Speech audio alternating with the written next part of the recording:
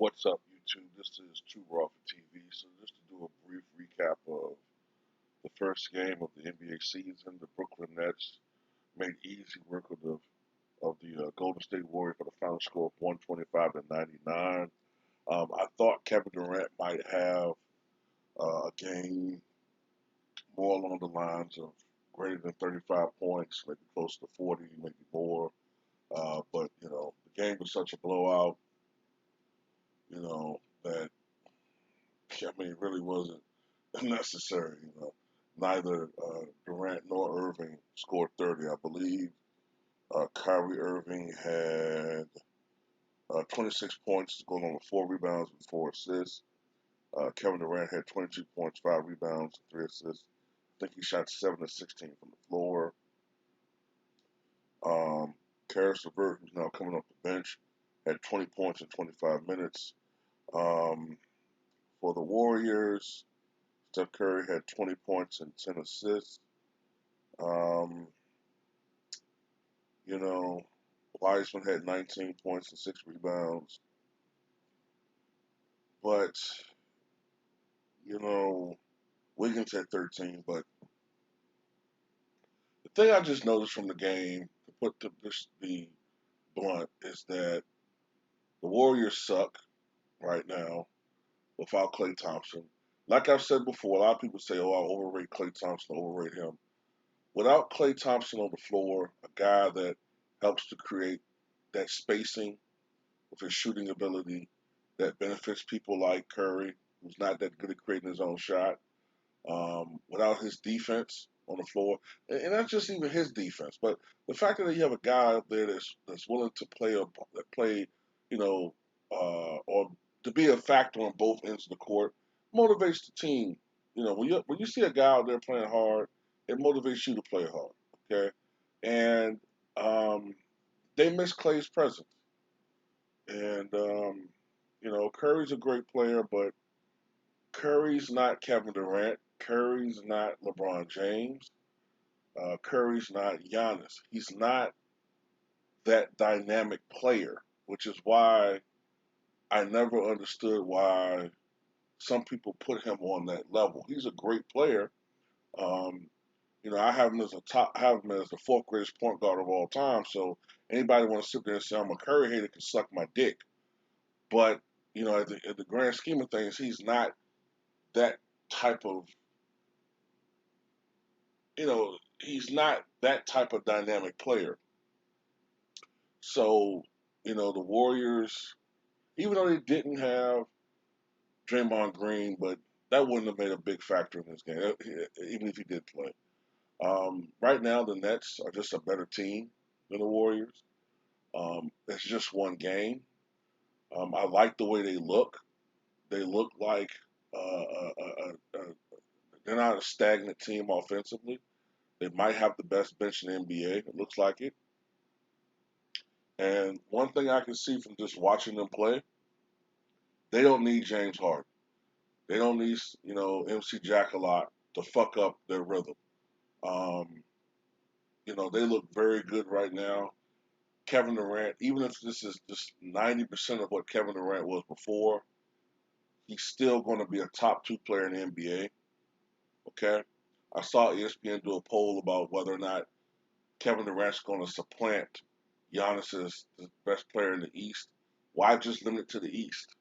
I mean, this guy was, like I said, a year and a half ago, he was in most people's eyes, at least a good percentage of people's eyes, at least. I got to be careful how I say that. He was considered the best player in the NBA. And, Kevin Durant's capable of getting to that spot again. Look, this is a guy that can shoot from anywhere on the court. He's an improved defender. We've never seen a guy his size be able to shoot the ball in the way that he can shoot. This is a guy that's a legitimate 50, 40, 90 threat at almost 7 feet tall. Okay. Yes, Dirk Nowitzki was, a guy that was 7 foot and could shoot the ball, but not like Kevin Durant, not with the skill set that Kevin Durant has. You know, and Kevin Durant's also an improved passer. Playing in the Golden State Warriors offense has helped to improve his passing ability. He's a more efficient player.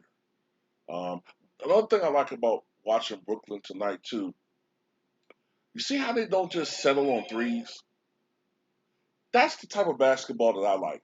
They don't just settle on threes. They mix it up. There's some mid range. There's some penetration. There is the influence of the 3 point shot. But that's what I want to see more of. I don't want to see a league where the every year the amount of threes per team is going up each year. I think a good balance to me is when the league was averaging more around 22, 23 3 pointers a game.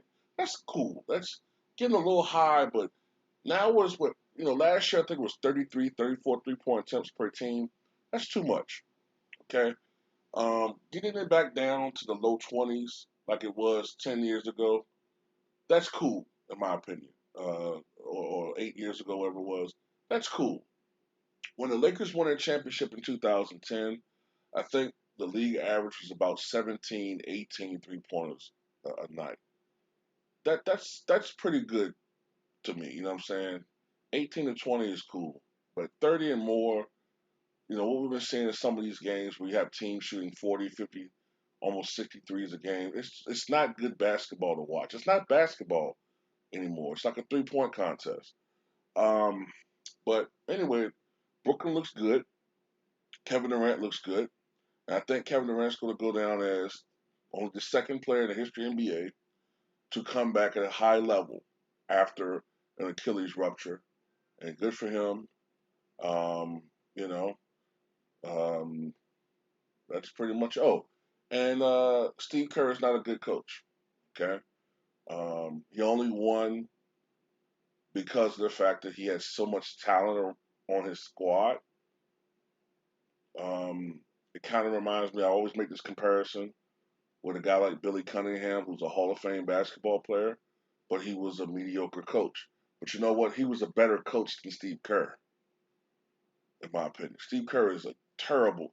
Steve Kerr is, to me, a D plus coach who was winning championships because he had 3, 4 Hall of Famers on his roster. Now he doesn't have that luxury. He actually has to go out there and coach now. And it's not that he's losing as to why I'm saying he's a bad coach. The reason why I say he's a terrible coach is how you lose. Your team not putting any effort, showing any effort. When your teams constantly get blown up by 30, they were up by 38 points at one time in this game. When your team loses by 38, 40, 50 points like they were last year, you can't be coaching. Fuck an NBA team is bad. No matter how bad a squad is, you should never be consistently losing by 25 points or more in the NBA. No, you should not always be getting blown the fuck out. Blowouts happen, but think about it. When we were growing up, I know that 3 point shot can kind of influence and pad scoring leads a little bit. I get that.